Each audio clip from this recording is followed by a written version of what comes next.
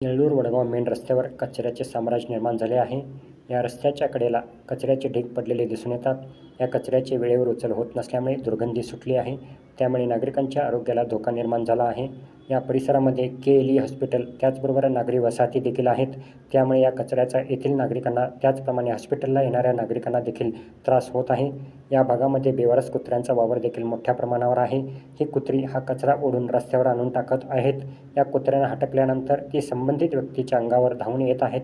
त्यामुळे नागरिकांच्या आरोग्याबरोबरच नागरिकांच्या जीवाला देखील धोका निर्माण झाला आहे.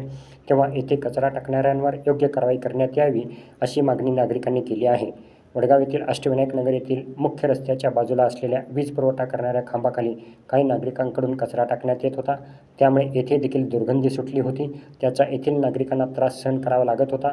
त्यामुळे या भागातील नागरिकांनी या परिसरातील स्वच्छता करून येथे कचरा टाकणाऱ्यांवर 500 रुपये दंडाची कारवाई करण्यात येईल असा फलक देखील लावला आहे. येथे कचरा टाकणाऱ्यांवर CCTV कॅमेऱ्याची नजर राहणार आहे.